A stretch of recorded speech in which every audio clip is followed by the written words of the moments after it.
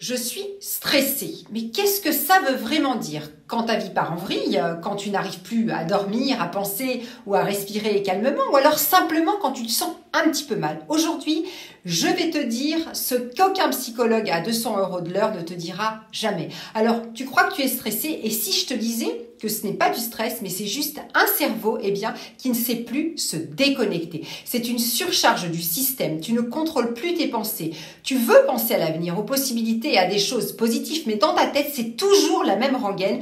Je vais échouer, je ne vais plus y arriver, et si tout tournait mal?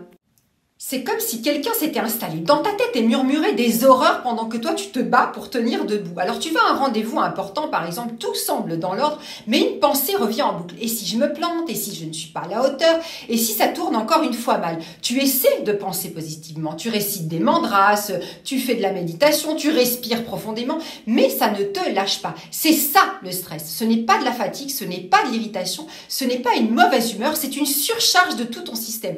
Ta tête, elle veut avancer, elle met ton corps, lui, il est en mode combat. Imagine un ado avant un examen crucial, le baccalauréat par exemple. Il connaît son cours, il est prêt, ses parents lui disent « tu vas y arriver ». Il se répète « je vais réussir », mais à l'intérieur, c'est la panique. Une seule image obsédante, la mauvaise note, la honte, l'échec, et il n'arrive plus à respirer.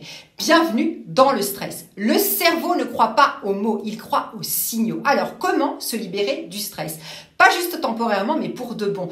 Pas avec des pilules non plus, pas en fuyant non plus, et surtout pas avec la pensée positive. Le stress disparaît seulement quand tu retrouves la clarté.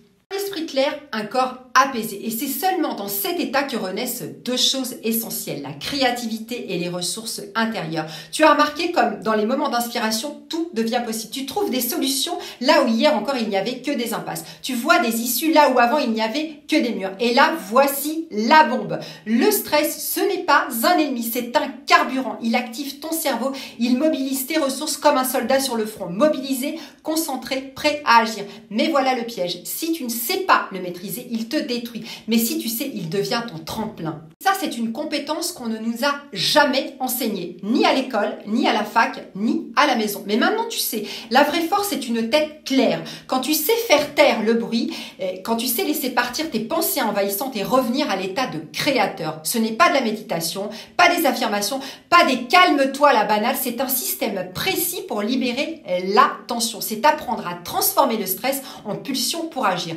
Pas juste survivre, mais accomplir l'impossible. Retiens bien, si tu ne gères pas la tension, eh bien, elle te gère. Soit tu portes ton stress sur le dos, soit il te traîne dans le gouffre. Mais si tu apprends à relâcher la surcharge, tu deviens inébranlable. Parce que plus rien ne pourra te briser. Maintenant, demande-toi, tu veux continuer à réprimer ton stress ou tu veux maîtriser la compétence qui change tout? C'est pour ça que moi, Stéphanie Corneille, j'ai organisé une retraite en Tunisie à Mamet du 1er au 7 octobre pour que tu l'intègres vraiment dans ta vie de tous les jours. Sauvegarde ce post pour le réécouter et partage-le avec quelqu'un qui a vraiment besoin de ça maintenant. Parce que gérer son stress, ce n'est pas un luxe, c'est une question de survie et ensuite de renaissance.